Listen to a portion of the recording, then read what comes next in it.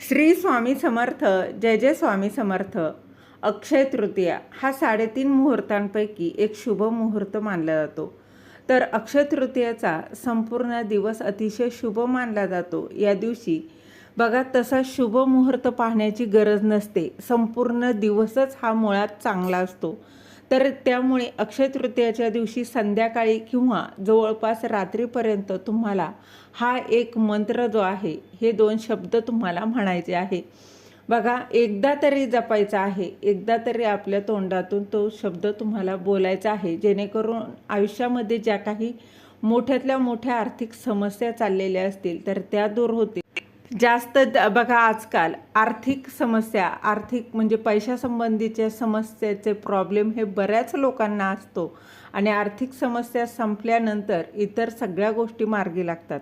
आणि बघा, आपल्या आयुष्यामध्ये पैसा म्हणजे सगळं नसतं. आपल्या शरीराचे बघा, आपल्या शरीराने सुद्धा साथ देणं तितकंच महत्त्वाचं असतं. तर त्यामुळे आर्थिक, मानसिक आणि शारीरिक या सगळ्या गोष्टींच्या सुखासाठी आपल्याला अक्षय तृतीयाच्या दिवशी रात्री तुम्हाला हा एक मंत्र म्हणायचा आहे, हे शब्द तुम्हाला म्हणायचे आहे.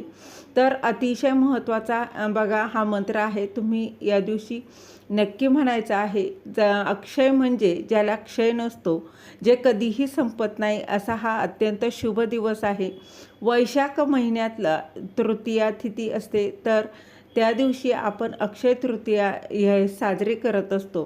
तर सगळीकडे बघा, या दिवशी पूजा मांडणी वगैरे केली जाते, पितरांची सेवा केली जाते, माता लक्ष्मीची देखील या दिवशी सेवा केली जाते सगळ्यांच्या घरी. आणि हा बघा, हा दिवसच मुळात खूप महत्त्वाचा असतो. आणि या दिवशी बरेचसे लोक खूप काही बघा मोठमोठ्या गोष्टी खरेदी करत असतात. सोनं, घर, प्लॉट खरेदी करणं, अशा बघा खरेदी करत असतात. तर बघा, शक्यतो तुम्हाला हा जो उपाय सांगते आणि तर तो तुम्हाला संध्याकाळी आणि रात्री तुम्ही उशिरापर्यंत, जमल्यास किती पण उशिरा झाला तरी सुद्धा करू शकता का. आणि त्याचबरोबर अगदी सर्वांनी, स्त्री पुरुष सर्वजण हा उपाय करू शकतात, हे आवर्जून लक्षात घ्या. हा उपाय केल्यामुळे तुम्हाला त्याचं तात्काळ फळ मिळतं. खूप सोपा उपाय आहे. फक्त लक्षात ठेवा, शक्यतो हा उपाय करताना बघा तुम्हाला काय करायचं आहे, स्वच्छ हातपाय धुवायचे आहेत.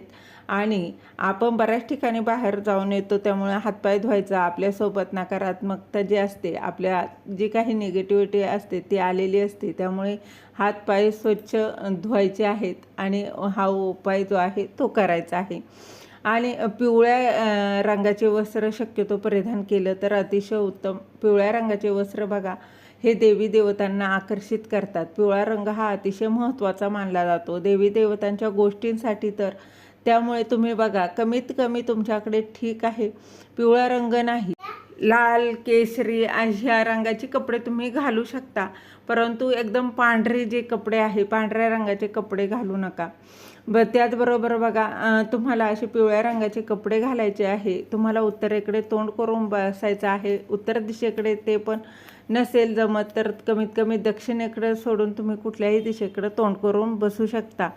आणि तोंड करून बसायचं आहे. बसताना आसन घ्यायचं आहे. आसनावरती तुम्हाला बसायचं आहे. आणि तुम्हाला हे मी जो काही शब्द सांगणार आहे ते तुम्हाला म्हणायचे आहे. अगदी मनोमन विश्वासाने म्हणा. बघा, नक्कीच तर एक वेळेस तरी तुम्हाला म्हणायचं आहे. जास्तीत जास्त जेवढ्या वेळा शक्य आहे तेवढ्या वेळा म्हणा.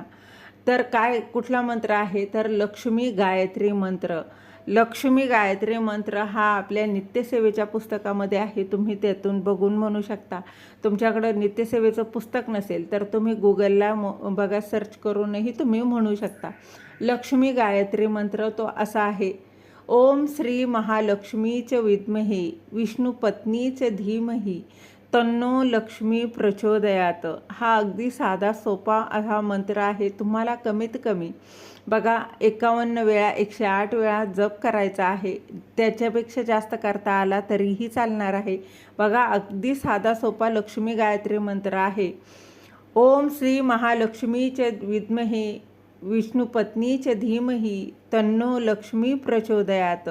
हा लक्ष्मी गायत्री मंत्र तुम्हाला म्हणायचा आहे. बघा, जपमाळ असेल तर जपमाळ घेऊन तुम्ही करू शकता, मोजूनही करू शकता, तर किंवा अगदी 15 मिनटं केलं तरीही चालेल, काहीच हरकत नाही जपमाळ नसेल तरी.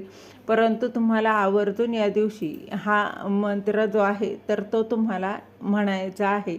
मात्र आवर्जून लक्षात घ्या, देवासमोर एक दिवा लावलेला असावा आणि आसनावर बसूनच तुम्हाला हा मंत्र जो आहे तर तो म्हणायचा आहे. लहानांपासून अगदी मोठ्यांपर्यंत सगळेजण हा उपाय करू शकतात.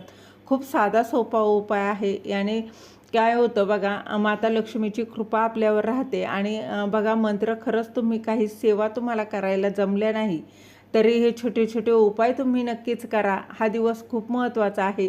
आपण कष्ट तर करतच असतो, आपल्याला कष्टही करायचेच आहे आणि परंतु त्या कष्टासोबत आपल्याला नशिबाची साथ मिळावी असं प्रत्येकाला वाटत असतं. तर त्यामुळे असे हे काही छोटे छोटे उपाय आहेत तर ते या दिवशी नक्कीच करायचे आहेत आणि हे उपाय केल्याचं फळ देखील या दिवशी तुम्हाला नक्कीच मिळणार आहे.